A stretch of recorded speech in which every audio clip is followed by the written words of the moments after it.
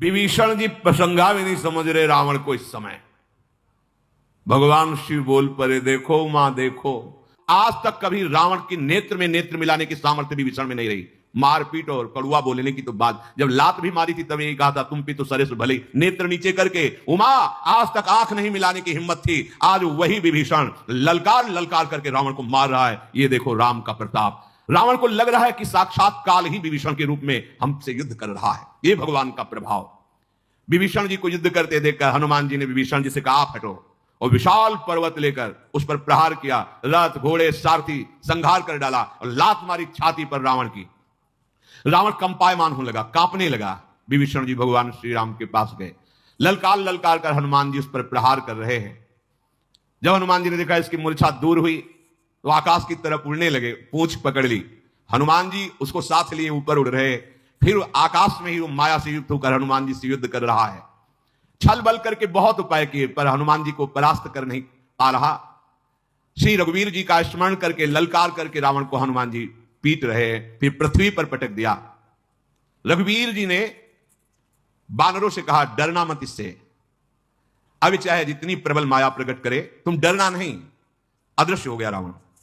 फिर अनेकों रूप धारण कर लिए। जितने रीछ बानर उतने रावण पास। पहले प्रभु ने कहा था डरना नहीं, चारों ओर रावण ही रावण, अपरिमित रावण, गिने नहीं जा सकते।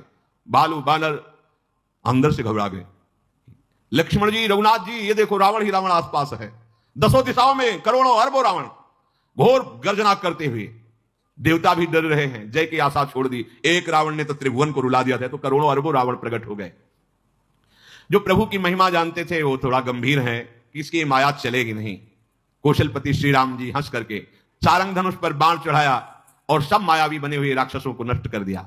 एक क्षण में माया नष्ट हुई। फिर रावण अकेला। श्री रघुनाथ जी ने, जो बानर भयभीत हो रहे थे, भुजा उठाकर कहा, लोटो, डरो मत। हाँ, ऐसे श्री रघुनाथ जी ने बल प्रदान किया। रीछ बानर दौड़ रहे हैं। रघुपति जी फिर वही शीश भुजा उसके बार बार काट रहे हैं। यह सूचना सियाजू को मिली कि मारे ही नहीं मर रहा है।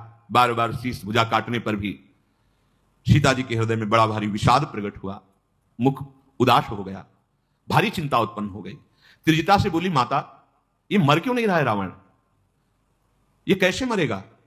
रघुनाथ जी के अमोघ बाण उसके सर काट रहे हैं, भुजा काट रहे हैं। ये विपरीत बात कैसी हो रही? भगवान का अमोघ बाण है, मर क्यों नहीं रहा है? इसको तो मर जाना चाहिए। मेरा दुर्भाग्य ही शायद उसको जिला रहा है। मुझे भगवान के चरणों से अलग जिस भाग्य ने किया वही भाग्य उसे जिला रहा है। बहुविधि कर बिलाप जान की, करि करि सुरति कृपा निधान की। कह त्रिजटा सुनु राजकुमारी, उरसर लागत मरई सुरारी। जानकी जी रुदन करने लगी, हे नाथ, आपके चरणों से अभी कितने पल विमुख रहना पड़ेगा। एक एक पल यहां कल्पों के समान व्यतीत हो रहा है। त्रिजटा ने कहा, राजकुमारी दुखी मत हो, मारा जाएगा रावण। जब उसके हृदय में बाण मारा जाएगा तब मारा जाएगा। तो प्रभु हृदय में बाण क्यों नहीं मार रहे? जानकी जी ने कहा, प्रभु ताते उरहतई न तेहि, यही के हृदय बसत बैदेही। बहुत सुंदर बात कही त्रिजटा जी ने। यही के हृदय बस जानकी उर मम बास है। मम उदर भुवन अनेक लागत, बान सब कर नास है। सुनि बचन हर्ष विषाद मन, अति देखी पुनि त्रिजटा कहा। अब मरिहि रिपु यही विधि सुनई, सुंदरी तजहि संशय महा। काटत सिर होई बिकल, छूट जाय तब ध्यान। तब रावण ही हृदय महु, मरि है राम सुजान। त्रिजटा जी ने कहा कि राजकुमारी मरेगा रावण, चिंता मत करो। अभी प्रभु उसके हृदय में इसलिए बाण नहीं मार रहे कि वो निरंतर आपका ध्यान कर रहा है।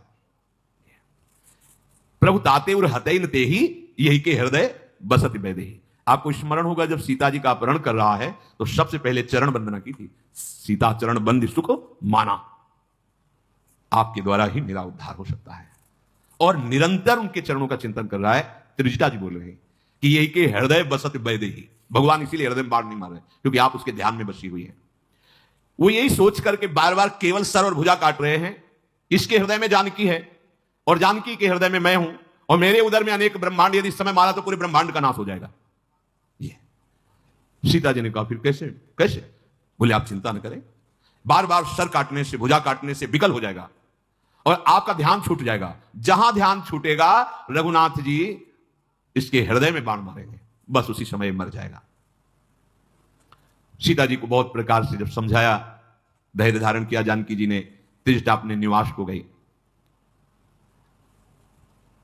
श्री हनुमान जी, अंगद जी, इन बड़े बड़े योद्धाओं ने बहुत युद्ध किया रावण से।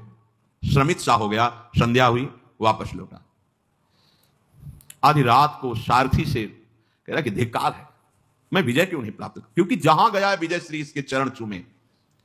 सारथी ने बहुत समझाया, आप धैर्य धारण किए। सवेरा होते ही रथ पर सवार हुआ, रावण की जो बची खुची सेना थी साथ चली। उधर विकराल बानर क्रोध से युक्त होकर के रावण पर आक्रमण किया। जो कुछ राक्षस थे वो भाग पड़े रावण को छोड़ करके। चारों ओर से नख से, दांतों से रावण पर प्रहार कर रहे। देख महामरकट प्रबल रावण कीन विचार, अंतरहित हुए निमिष में कृत माया विस्तार। तुरंत वो अंतर्धान हो गया और माया का विस्तार करने लगा।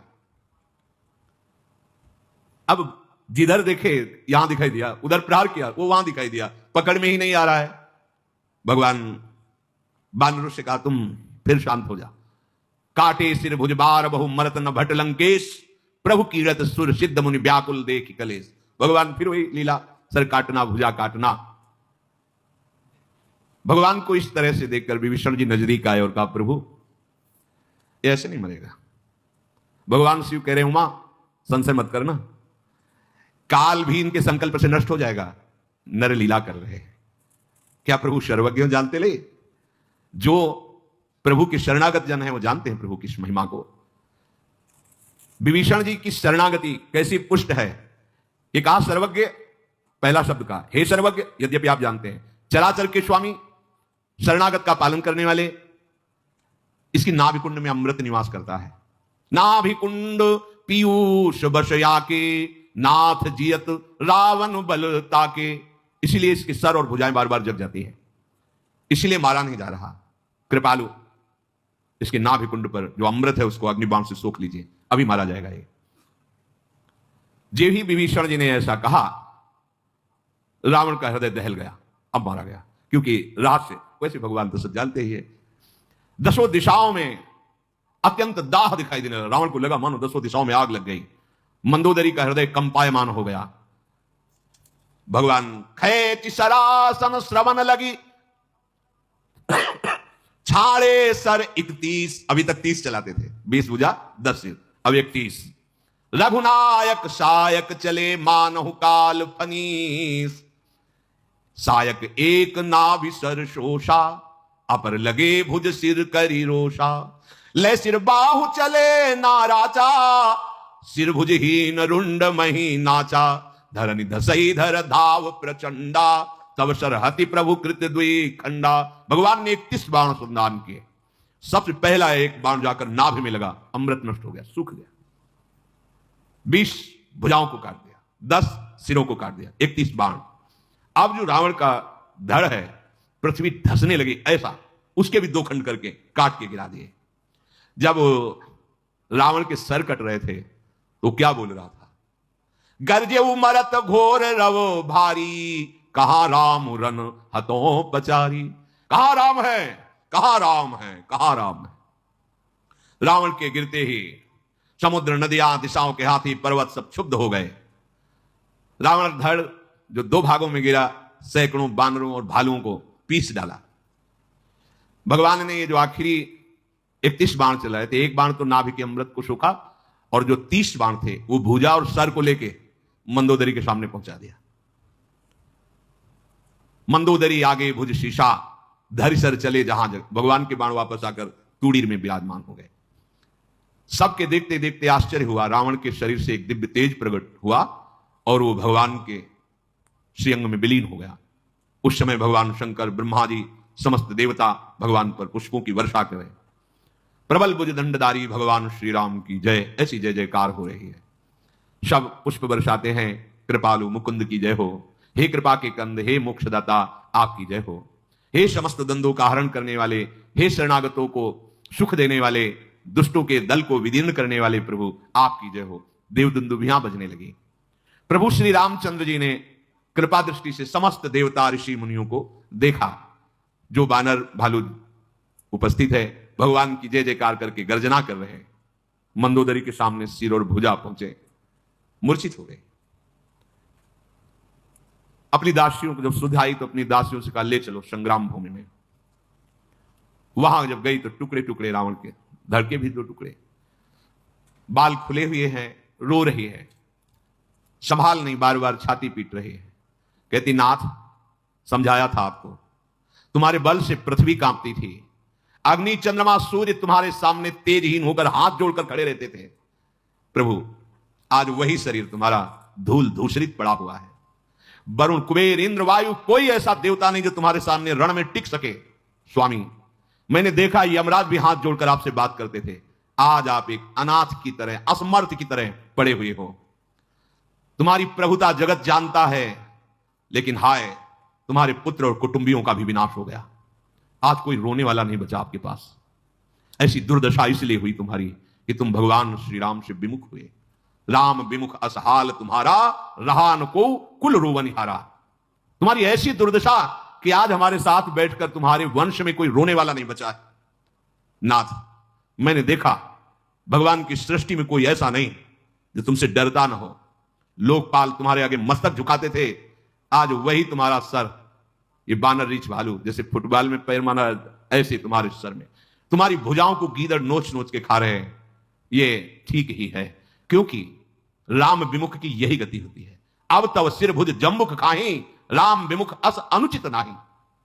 पति तुमको बहुत समझाया था, लेकिन तुम काल विवश होकर नहीं माने और चराचर के स्वामी भगवान श्री राम से विमुख हुए, वैर किया, मनुष्य माना उन्हें। आहा नाथ रघुनाथ सम कृपा सिंधु नहीं आन।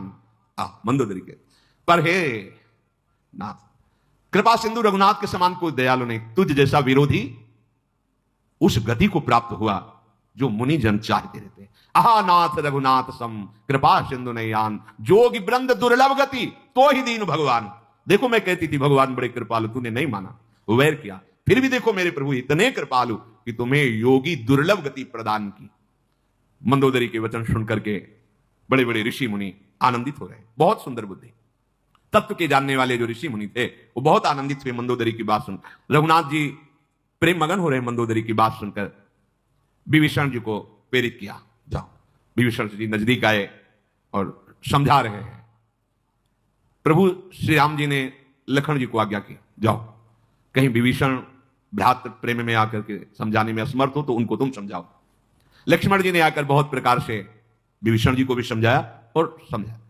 प्रभु ने कृपा दृष्टि से सब की तरफ देखा। गंभीरता आई सबके हृदय में, विरह जो मंदोदरी आदि के हृदय में था। प्रभु ने कहा जाओ अंत्येष्टि संस्कार करो जैसे एक सम्राट का होता है, ऐसे रावण का।